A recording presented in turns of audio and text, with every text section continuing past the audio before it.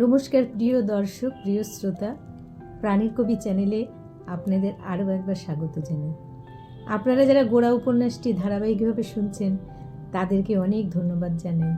আমরা যারা নতুন শ্রোতা আপনাদের অনুরোধ করছি আপনারা গোড়া উপন্যাসটি প্রথম থেকে শুনুন, খুব ভালো লাগবে আপনাদের। আজকে আমি 34, 35 এবং 36তম অধ্যায় আপনাদেরকে শোনাব। আপনারা 33তম অধ্যায় দেখেছেন, বরদা সুন্দরী তার মেয়েদের নিয়ে ম্যাজিস্ট্রেটের বাংলোতে গিয়েছেন। সেখানে ম্যাজিস্ট্রেটকে খুশি করার জন্য একটি অনুষ্ঠানেরও আয়োজন করা হয়েছে। সেই অনুষ্ঠানে ললিতা এবং তার বোনেরা বিভিন্ন রকম এবং বিনয়ও গিয়েছে। তারা বিভিন্ন রকম প্রোগ্রাম সেখানে করবে ম্যাজিস্ট্রেটকে খুশি করার জন্য। কিন্তু এমন সময় শোনা গেল গোরাকে ম্যাজিস্ট্রেট জেলে নিয়ে গেছে।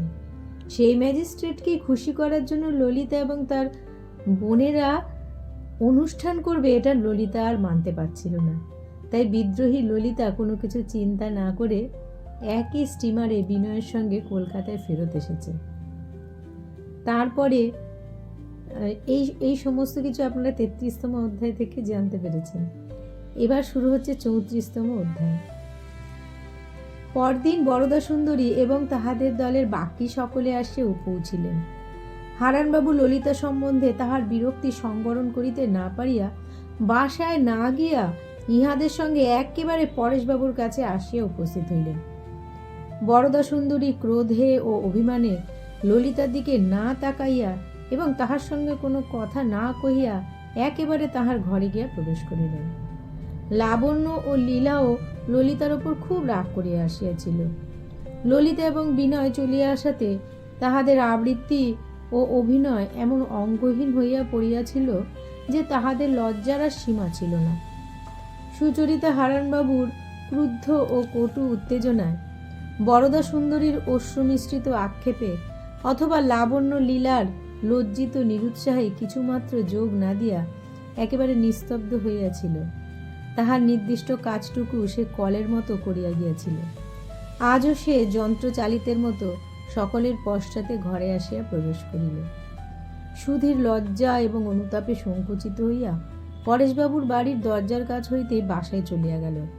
লাবণ্য তাহাকে বাড়িতে আসার জন্য বারবার অনুরোধ করিয়া কৃতার্থ না হইয়া তাহার প্রতি আড়ি করিল। হারান পরেশবাবুর ঘরের মধ্যে প্রবেশ করিয়াই বলিয়া উঠিলেন, একটা ভারী অন্যায় হয়ে গেছে। পাশের ঘরে ললিতা ছিল। তাহার কানে কথাটা প্রবেশ করিবা মাত্রই সে আসিয়া তাহার বাবার চৌকির পৃষ্ঠদেশে দুই হাত রাখিয়া দাঁড়াইল এবং হারানবাবুর মুখের দিকে এক দৃষ্টে চাহিয়া রইল। পরেশবাবু কহিলেন, আমি ললিতার কাছ থেকে সব খবর শুনেছি। যা হয়ে গেছে তাই নিয়ে এখন আলোচনা করে কি ফল আছে? হারান শান্ত সংযত পরেশকে নিতান্ত দুর্বল স্বভাব বলিয়া মনে করিতেন। তাই কিছু অবজ্ঞারভাবে কহিলেন, ঘটনা তো চুকে যায়, কিন্তু চরিত্র যে থেকে যায়, সেই জন্যই যা হয়ে যায় তারও আলোচনার প্রয়োজন আছে। ললিতা আজ যে কাজটি করেছে তা কখনোই সম্ভব হতো না যদি আপনার কাছে বারবার প্রশ্রয় পেয়ে না আসতো। আপনি যে ওর কতদূর অনিষ্ট করেছেন তা আজকের ব্যাপারটা সবটা শুনলে স্পষ্ট বুঝতে পারবেন। পরেশবাবু পিছন দিকে তাহার চৌকির গাত্রে একটা ঈষৎ আন্দোলন অনুভব করিয়া তাড়াতাড়ি ললিতাকে তাহার পাশে টানিয়া আনিয়া তাহার হাত চাপিয়া ধরিলেন এবং একটু হাসিয়া হারানকে কহিলেন, পানুবাবু, যখন সময় আসবে তখন আপনি জানতে পারবেন সন্তানকে মানুষ করতে স্নেহেরও প্রয়োজন হয়। ললিতা এক হাতে তাহার পিতার গলা বেরিয়া ধরিয়া নত হইয়া তাহার কানের কাছে মুখ আনিয়া কহিল, বাবা, তোমার জল ঠান্ডা হয়ে যাচ্ছে, তুমি নাইতে যাও। পরেশবাবু হারানের প্রতি লক্ষ্য করিয়া মৃদুস্বরে কহিলেন, আর একটু পরে যাব, তেমন বেলা তো হয়নি। ললিতা স্নিগ্ধ স্বরে কহিল, না বাবা, তুমি স্নান করে এসো, ততক্ষণ পানুবাবুর কাছে আমরা আছি। পরেশবাবু যখন ঘর ছাড়িয়া চলিয়া গেলেন তখন ললিতা একটা চৌকি অধিকার করিয়া দৃঢ় হইয়া বসিল এবং হারানবাবুর মুখের দিকে দৃষ্টি স্থির করিয়া কহিল, আপনি মনে করেন সকলকেই আপনার সব কথা বলবার অধিকার আছে? ললিতাকে সুচরিতা চিনিত। অন্যদিন হইলে ললিতার এরূপ মূর্তি দেখিলে সে মনে মনে উদ্বিগ্ন হইয়া উঠিত। আজ সে জানলার ধারে চৌকিতে বসিয়া একটা বই খুলিয়া চুপ করিয়া তাহার পাতার দিকে চাহিয়া রইল। নিজেকে সংবরণ করিয়া রাখাই সুচরিতার চিরদিনের স্বভাব ও অভ্যাস। এই কয়দিন ধরিয়া নানা প্রকার আঘাতের বেদনা তাহার মনে যতই বেশি করিয়া সঞ্চিত হইতেছিল, ততই সে আরও বেশি করিয়া নীরব হইয়া উঠিতেছিল। আজ তাহার এই নীরবতার ভার দুর্বিষহ লাগিয়াছে। এই জন্য ললিতা যখন হারানের নিকট তাহার মন্তব্য প্রকাশ করিতে বসিল, তখন সুচরিতার রুদ্ধ হৃদয়ের বেগ যেন মুক্তি লাভ করিবার অবসর পাইল। ললিতা কহিল, আমাদের সম্বন্ধে বাবার কি কর্তব্য আপনি মনে করেন? বাবার চেয়ে আপনি তা ভালো বোঝেন? সমস্ত ব্রাহ্ম সমাজের আপনি হচ্ছেন হেডমাস্টার।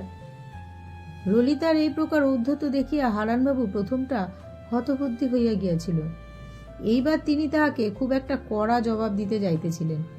ললিতা তাহাকে বাধা দিয়া কহিল, এতদিন আপনার শ্রেষ্ঠতা আমরা অনেক সহ্য করেছি, কিন্তু আপনি যদি বাবার চেয়েও বড় হতে চান, তাহলে এ বাড়িতে আপনাকে কেউ সহ্য করতে পারবে না, আমাদের বেয়ারাটা পর্যন্ত না। হারানবাবু বলিয়া উঠিলেন, ললিতা তুমি? ললিতা তাহাকে বাধা দিয়া তীব্র স্বরে কহিল, চুপ করুন, আপনার কথা আমরা অনেক শুনেছি, আজ আমার কথাটা শুনুন। যদি বিশ্বাস না করেন তবে সুচি দিদিকে জিজ্ঞাসা করবেন।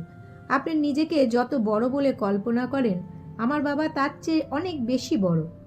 এবার আপনার যা কিছু উপদেশ আমাকে দেবার আছে আপনি দিয়ে যান। হারানবাবুর মুখ লাল হইয়া উঠিল। তিনি চৌকি ছাড়িয়া উঠিয়া কহিলেন, সুচরিতা। সুচরিতা বইয়ের পাতা থেকে মুখ তুলিল। হারানবাবু কহিলেন, তোমার সামনে ললিতা আমাকে অপমান করবে? সুচরিতা ধীর স্বরে কহিল, আপনাকে অপমান করা ওর উদ্দেশ্য নয়। ললিতা বলতে চায়, বাবাকে আপনি সম্মান করে চলবেন। তার মতো সম্মানের যোগ্য আমরা তো কাউকেই জানিনি। একবার মনে হইল হারানবাবু এক্ষুনি চলিয়া যাইবেন, কিন্তু তিনি উঠিলেন না। মুখ অত্যন্ত গম্ভীর করিয়া বসিয়া পড়িলেন। এ বাড়িতে ক্রমে ক্রমে তাহার সম্ভ্রম নষ্ট হইতেছে, ইহা তিনি যতই অনুভব করিতেছেন, ততই তিনি এখানে আপন আসন দখল করিবার জন্য আরও বেশি পরিমাণে সচেষ্ট হইয়া উঠিতেছেন।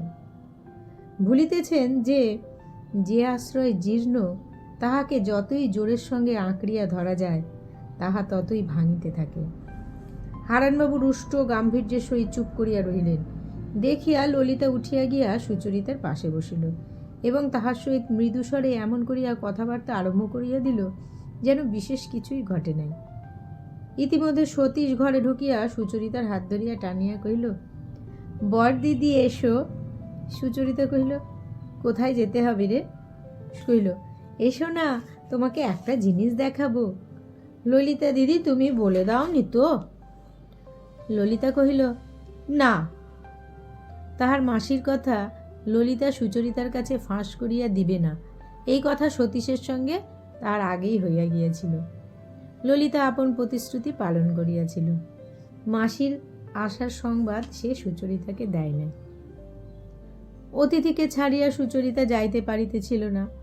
কহিল, বক্তিয়ার আর একটু পরে যাচ্ছি, বাবা আগে স্নান করে আসুন। সতীশ ছটপট করিতে লাগিল। কোনো মতে হারানবাবুকে বিলুপ্ত করিতে পারিলে সে চেষ্টা ত্রুটি করিত না। হারানবাবুকে সে অত্যন্ত ভয় করিত, তাহাকে কোনো কথা বলিতে পারিল না। হারানবাবু মাঝে মাঝে সতীশের স্বভাব সংশোধনের চেষ্টা করা ছাড়া তার সঙ্গে আর কোনো প্রকার সংস্রব রাখেন নাই। পরেশবাবু স্নান করিয়া আসিবা মাত্র সতীশ তাহার দুই দিদিকে টানিয়া লইয়া গেল। হারান তখন কহিলেন, সুচরিতা সম্বন্ধে সেই যে প্রস্তাবটা ছিল, আমি আর বিলম্ব করতে চাই না। আমার ইচ্ছা আসছে রবিবারই সে কাজটা হয়ে যায়। পরেশবাবু কহিলেন, আমার তাতে কোনো আপত্তি নেই, সুচরিতার মত হলেই হলো। হারান তখন কহিলেন, তার মত তো পূর্বেই নেওয়া হয়েছে। পরেশবাবু কহিলেন, আচ্ছা, তবে সেই কথাই রহিল। 35তম অধ্যায়। সেদিন ললিতার নিকট হইতে আসিয়া বিনয়ের মনের মধ্যে কাঁটার মতো একটা সংশয় কেবলই ফিরিয়া ফিরিয়া বিঁধিতে লাগিল। পরেশবাবুর বাড়িতে আমার যাওয়াটা কেহ ইচ্ছা করে বা না করে তাহা ঠিক না জানিয়া আমি গায়ে পড়িয়া সেখানে যাতায়াত করিতেছি। হয়তো সেটা উচিত নহে, হয়তো অনেকবার অসময়ে আমি ইহাদিগকে অস্থির করিয়া তুলিয়াছি। ইহাদের সমাজের নিয়ম আমি জানি না। এ বাড়িতে আমার অধিকার যে কোন সীমা পর্যন্ত তাহা আমার কিছুই জানা নাই। আমি হয়তো মূঢ়ের মতো এমন জায়গায় প্রবেশ করিতেছি যেখানে আত্মীয় ছাড়া কাহারও গতিবিধি নিষেধ। এই কথা ভাবিতে ভাবিতে হঠাৎ তাহার মনে হইল, ললিতা হয়তো আজ তাহার মুখের ভাবে এমন একটা কিছু দেখিতে পাইয়াছে যাহাতে সে অপমান বোধ করিয়াছে। ললিতার প্রতি বিনয়ের মনের ভাব যে কি, এতদিন তাহা বিনয়ের কাছে স্পষ্ট ছিল না। আজ আর তাহা গোপন নাই। হৃদয়ের ভিতরকার এই নতুন অভিব্যক্তি লইয়া যে কি করিতে হইবে তাহা সে কিছুই ভাবিয়া পাইল না। বাইরের সঙ্গে ইহার যোগ কি? সংসারের সঙ্গে ইহার সম্বন্ধ কি? ইহা কি ললিতার প্রতি অসম্মান? ইহা কি পরেশবাবুর প্রতি বিশ্বাসঘাতকতা? তাহা লইয়া সে সহস্রবার করিয়া তোলপাড় করিতে লাগিল। ললিতার কাছে সে ধরা পড়িয়া গেছে এবং সেই জন্যই ললিতা তাহার প্রতি রাগ করিয়াছে। এই কথা কল্পনা করিয়া সে যেন মাটির সঙ্গে মিশিয়া যাইতে লাগিল। পরেশবাবুর বাড়ি যাওয়া বিনয়ের পক্ষে অসম্ভব হইল এবং নিজের বাসার শূন্যতাও যেন একটা ভারের মতো হইয়া তাহাকে চাপিতে লাগিল। পরদিন ভোরের বেলায় সে আনন্দময়ীর কাছে আসিয়া উপস্থিত হইল। কহিল, মা, কিছুদিন আমি তোমার এখানে থাকব। আনন্দময়ীকে গোড়ার বিচ্ছেদের সান্ত্বনা দিবার অভিপ্রায়ও বিনয়ের মনের মধ্যে ছিল। তাহা বুঝিতে পারিয়া আনন্দময়ীর হৃদয় বিগলিত হইল। কোনো কথা না বলিয়া তিনি সস্নেহে একবার বিনয়ের গায়ে হাত বুলাইয়া দিলেন। বিনয় তাহার খাওয়া দাওয়া সেবা শুশ্রূষা লইয়া বহুবিধ আবদার জুড়িয়া দিল। এখানে তাহার যথোচিত যত্ন হইতেছে না বলিয়া সে মাঝে মাঝে আনন্দময়ীর সঙ্গে মিথ্যা কলহ করিতে লাগিল। সর্বদাই সে গোলমাল বকাবকি করিয়া আনন্দময়ীকে ও নিজেকে ভুলাইয়া রাখিতে চেষ্টা করিল। সন্ধ্যার সময় যখন মনকে বাঁধিয়া রাখা দুঃসাধ্য হইত, তখন বিনয় উৎপাত করিয়া আনন্দময়ীকে তাহার সকল গৃহকর্ম হইতে ছিনাইয়া লইয়া ঘরের সম্মুখের বারান্দায় মাদুর পাতিয়া বসিত। আনন্দময়ীকে তাহার ছেলেবেলার কথা, তাহার বাপের বাড়ির গল্প বলাইত।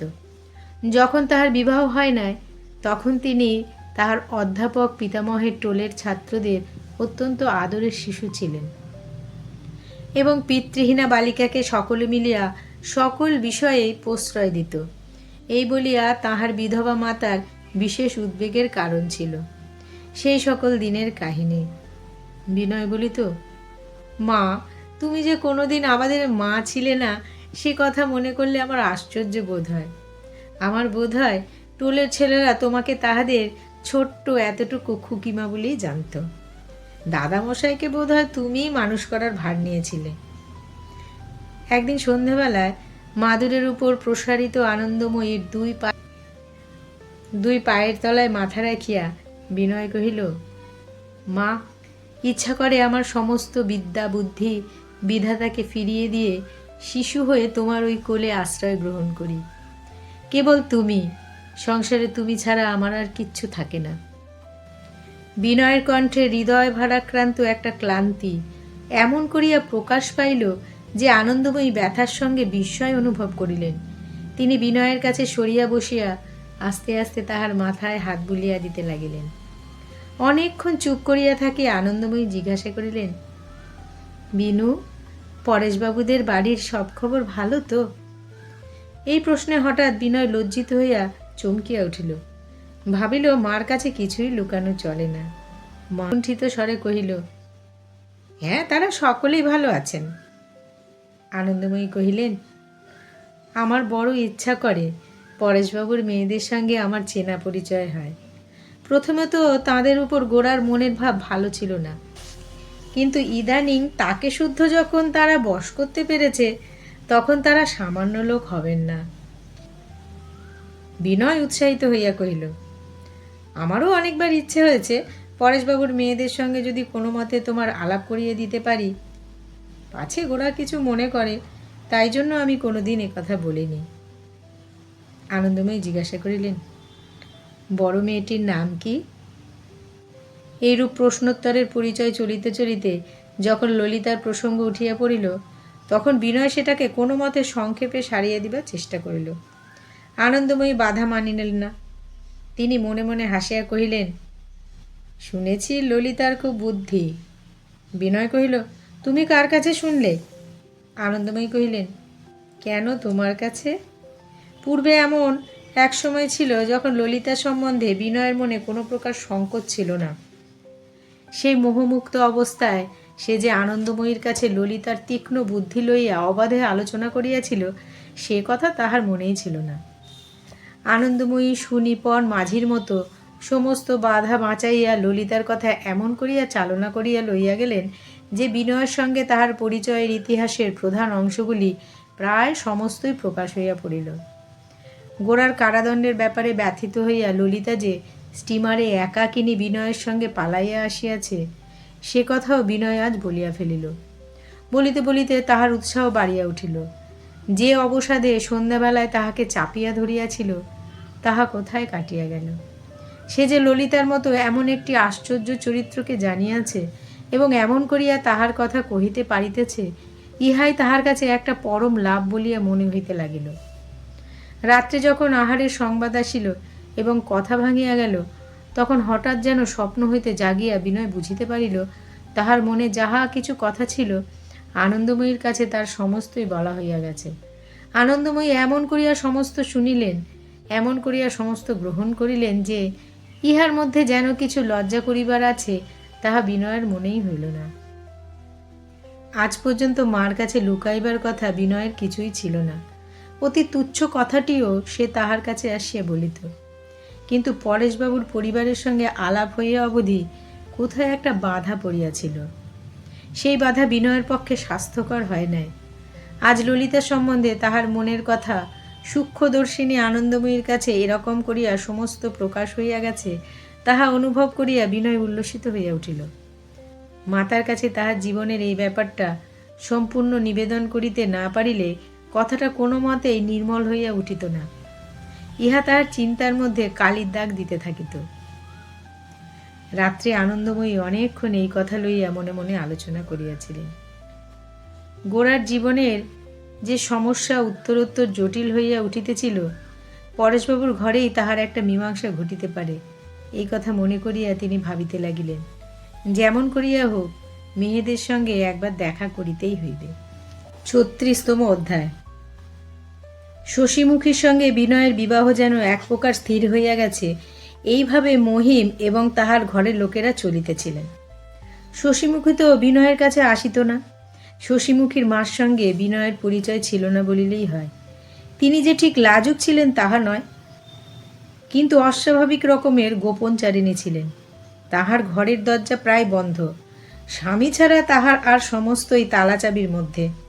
স্বামীও যে যথেষ্ট খোলা পাইতেন তাহা নয়। স্ত্রীর শাসনে তাহার গতিবিধি অত্যন্ত সুনির্দিষ্ট এবং তাহার সঞ্চারণ ক্ষেত্রের পরিধি নিতান্ত সংকীর্ণ ছিল। এইরূপ ঘের দিয়া লওয়ার স্বভাববশত শশীমুখীর মা লক্ষ্মীমণির জগৎটি সম্পূর্ণ তাহার আয়ত্তর মধ্যে ছিল না। সেখানে বাহিরের লোকের ভিতরে এবং ভিতরের লোকের বাইরে যাওয়ার পথ অবারিত ছিল না। এমনকি গোরাও লক্ষ্মীমণির মহলে তেমন করিয়া আমল পাইত না। এই রাজ্যের বিধি ব্যবস্থার মধ্যে কোনো দ্বৈধ ছিল না, কারণ এখানকার বিধানকর্তাও লক্ষ্মীমণি এবং নিম্ন আদালত হইতে আপিল আদালত পর্যন্ত সমস্তই লক্ষ্মীমণি। এক্সিকিউটিভ এবং জুডিশিয়ালে তো কোনো ভেদই ছিল না। লেজিসলেটিভও তাহার সহিত জোড়া ছিল।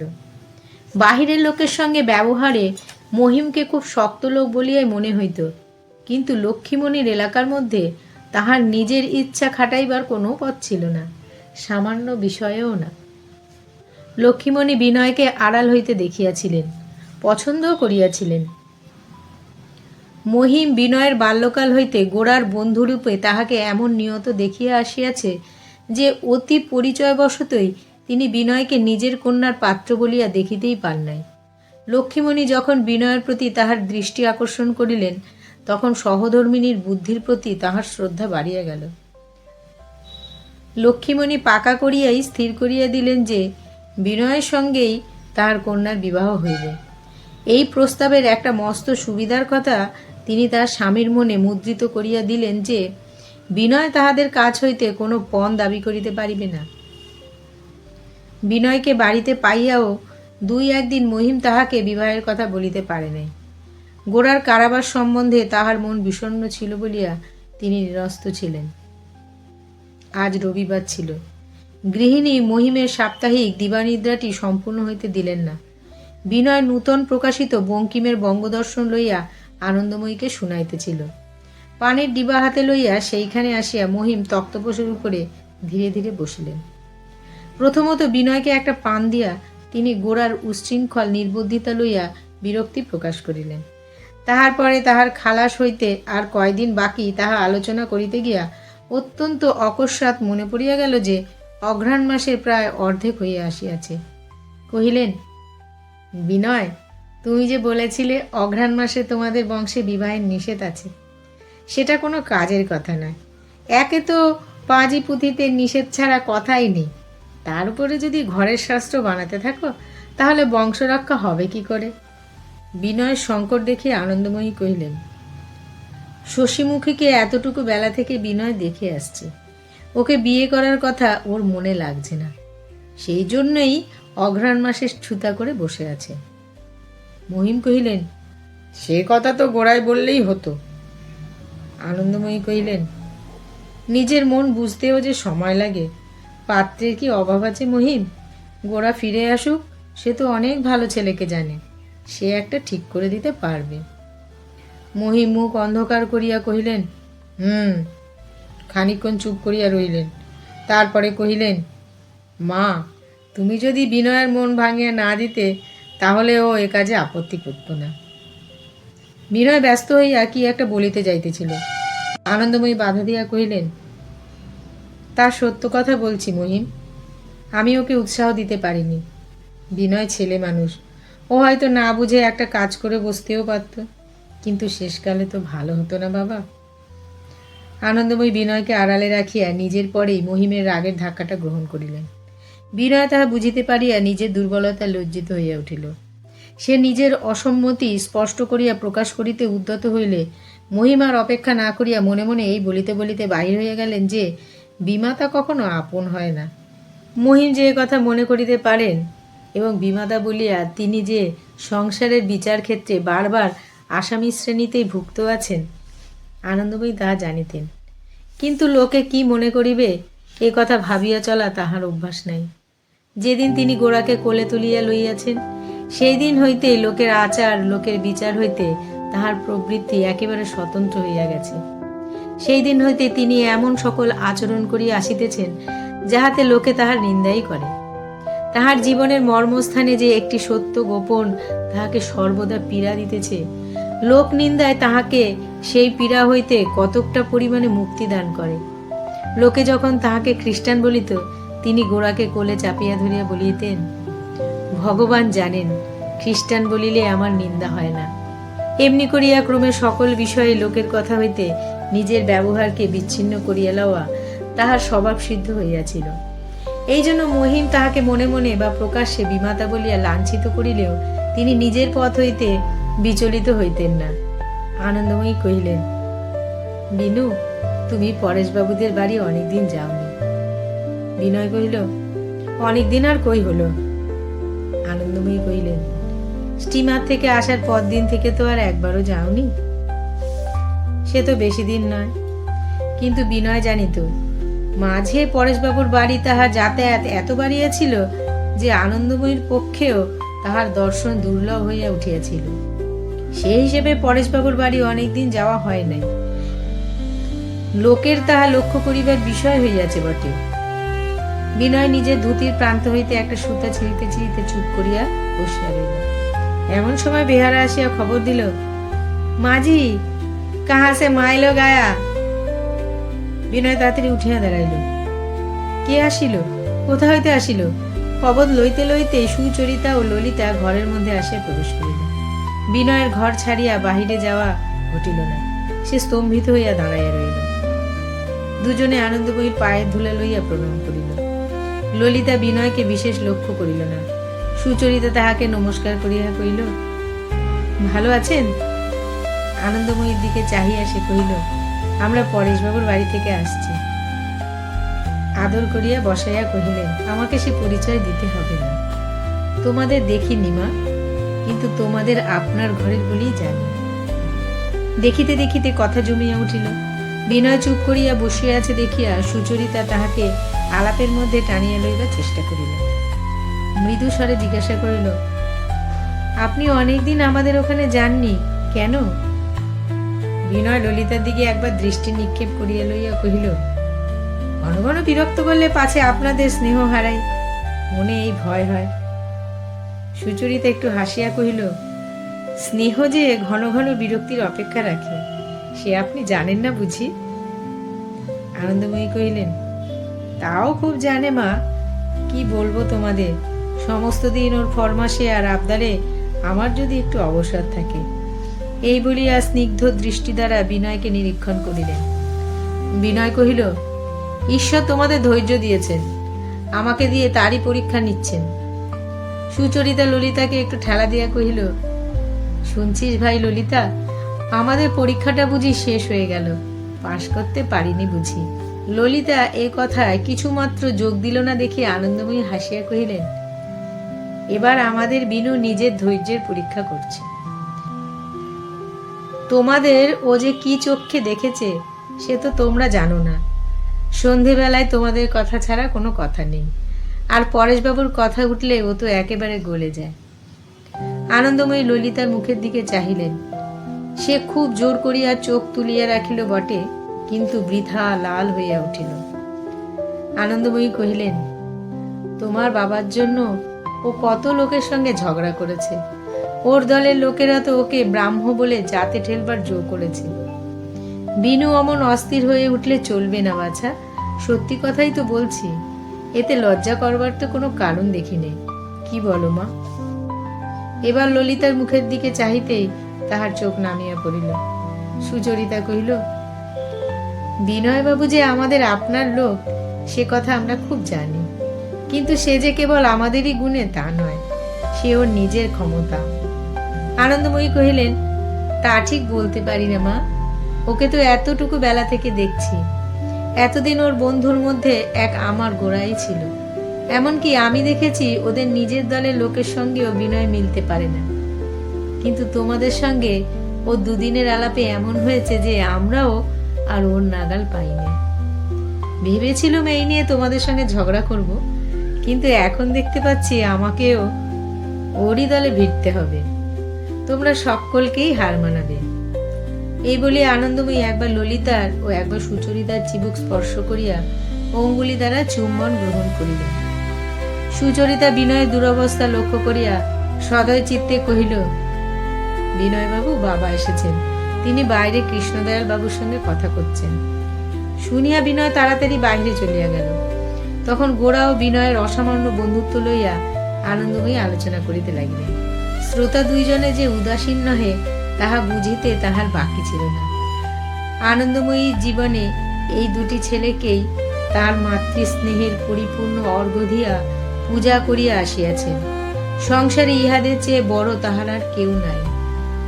বালিকার পূজা শিবের মতো ইহাদিগকে তিনি নিজের হাতেই গড়িয়াছেন বটে, কিন্তু ইহারাই তাহার সমস্ত আরাধনা গ্রহণ করিয়াছে। তাহার মুখে তাহার এই দুটি ক্রোড় দেবতার কাহিনী স্নেহরসে এমন মধুর উজ্জ্বল হইয়া উঠিল যে সুচরিতা এবং ললিতা অতৃপ্ত হৃদয়ে শুনিতে লাগিল। গোরা এবং বিনয়ের প্রতি তাহাদের শ্রদ্ধার অভাব ছিল না, কিন্তু আনন্দময়ীর মতো এমন মায়ের এমন স্নেহের ভিতর দিয়া তাহাদের সঙ্গে যেন আর একটু বিশেষ করিয়া নতুন করিয়া পরিচয় হইল। আনন্দময়ীর সঙ্গে আজ জানাশোনা হইয়া ম্যাজিস্ট্রেটের প্রতি ললিতার রাগ আরো যেন বাড়িয়া উঠিল। ললিতার মুখে উষ্ণ বাক্য শুনিয়া আনন্দময়ী হাসিলেন, কহিলেন, মা, গোরা জেলখানায় এ দুঃখ যে আমাকে কিরকম বেজেছে তা অন্তর্যামীই জানেন, কিন্তু সাহেবের উপর আমি রাগ করতে পারিনি। আমি তো গোরাকে জানি, সে যেটাকে ভালো বোঝে তার কাছে আইন কানুন কিছুই মানে না।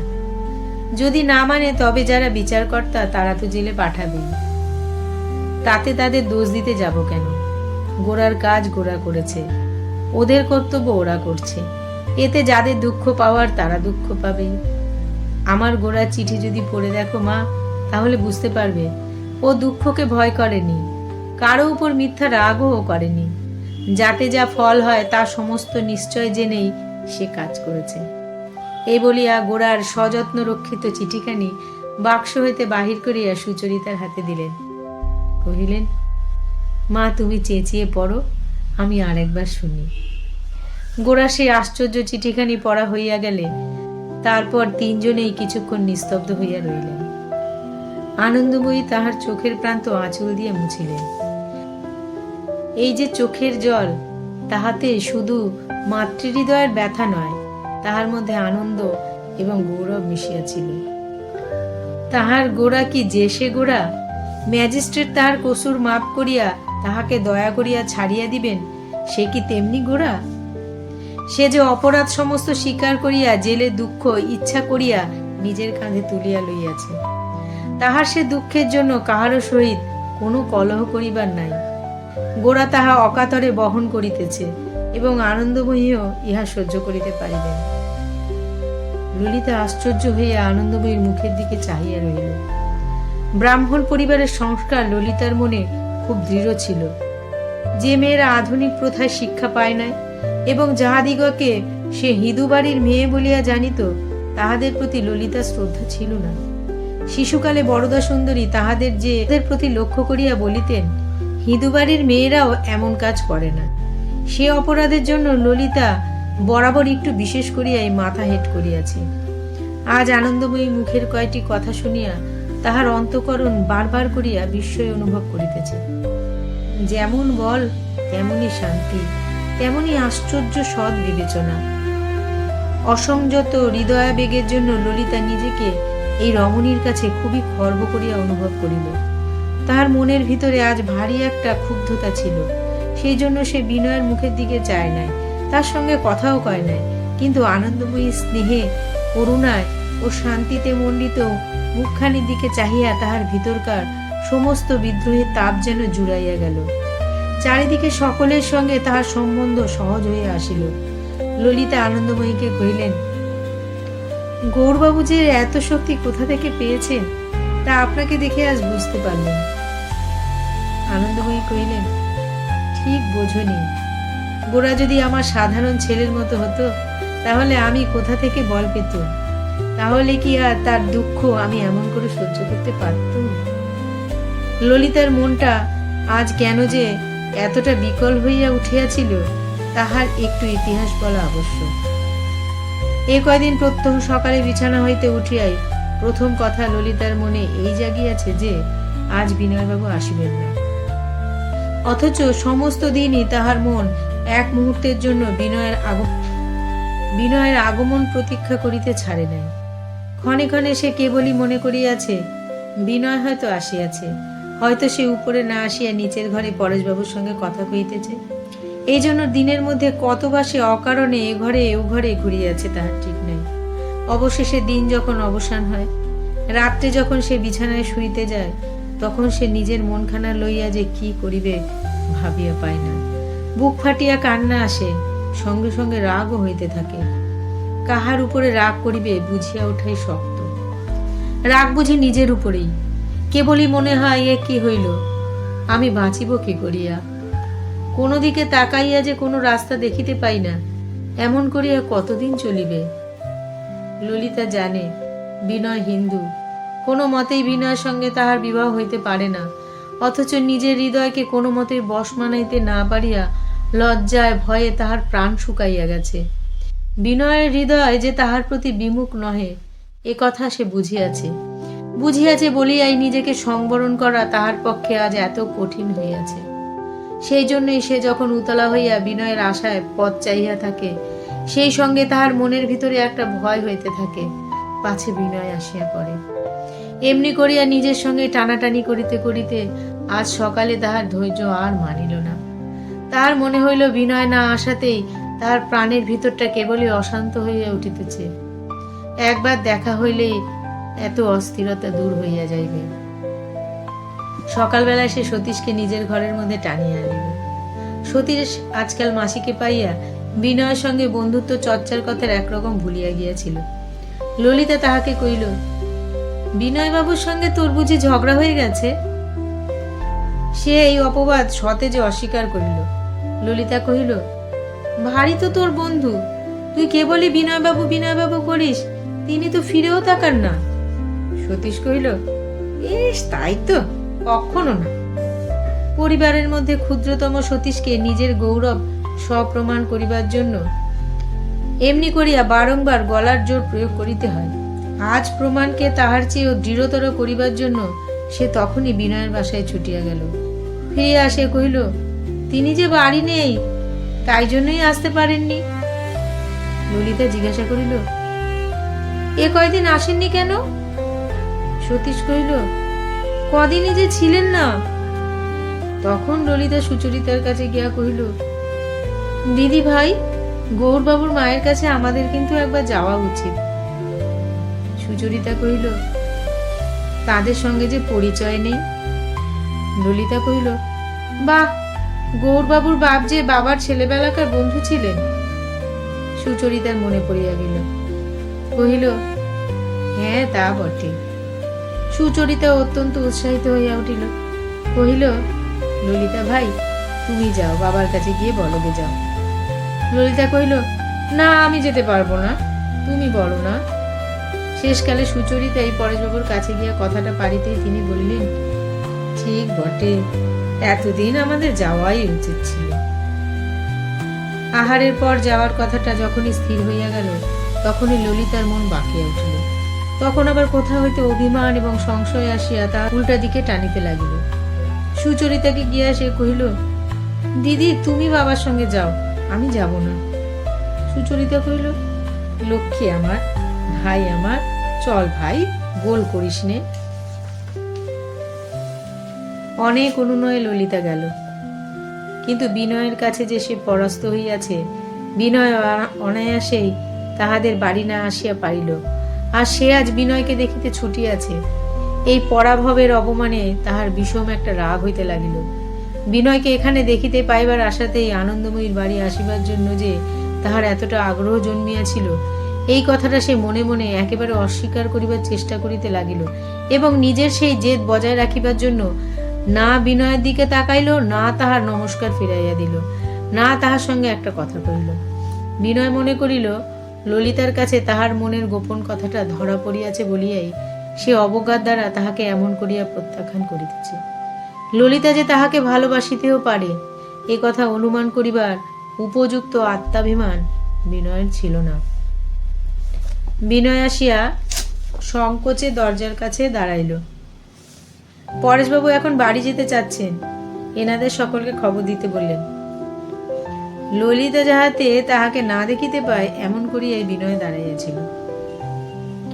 আনন্দময়ী কহিলেন, সে কি হয়, কিছু মিষ্টিমুখ না করে বুঝে যেতে পারেন? আর বেশি দেরি হবে না, তুমি এখানে একটু বসো বিনয়, আমি একবার আসছি। বাইরে দাঁড়িয়ে রইলে কেন, ঘরের মধ্যে এসে বসো বিনয়। বিনয় ললিতার দিকে আর করিয়া কোনো মতে দূরে এক জায়গায় বসিল, যেন বিনয়ের প্রতি তাহার ব্যবহারের কোনো বৈলক্ষণ্য হয় নাই। এমনই সহজভাবে ললিতা কহিল, বিনয় বাবু, আপনার বন্ধু সতীশকে আপনি একেবারে ত্যাগ করেছেন কিনা জানবার জন্য সে আজ সকালে আপনার বাড়ি গিয়েছিল যে। হঠাৎ দৈববাণী হইলে মানুষ যেমন আশ্চর্য হইয়া যায়, সেরূপ বিস্ময় বিনয় চমকিয়া উঠিল। তাহার সেই চমকটা দেখা গেল বলিয়া সে লজ্জিত হইয়া উঠিল। তাহার স্বভাব সিদ্ধ নৈপুণ্যের সঙ্গে কোনো জবাব দিতে পারিল না। মুখ এবং কর্ণমূল লাল করিয়া কহিল, সতীশ গিয়েছিল নাকি? আমি তো বাড়ি ছিলাম না। ললিতার এই সামান্য একটা কথায় বিনয়ের মনে একটা অপরিমিত আনন্দ জন্মিল। এক মুহূর্তে বিশ্বজগতের উপর হইতে একটা প্রকাণ্ড সংশয় যেন নিঃশ্বাস রোধকর দুঃস্বপ্নের মতো দূর হইয়া গেল। যেন এইটুকু ছাড়া পৃথিবীতে তাহার কাছে প্রার্থনীয় আর কিচ্ছু ছিল না। তাহার মন বলিতে লাগিল, বাঁচিলাম। ললিতা রাগ করে নাই। ললিতা তাহার প্রতি কোনো সন্দেহ করিতেছে না। দেখিতে দেখিতে সমস্ত বাধা কাটিয়া গেল।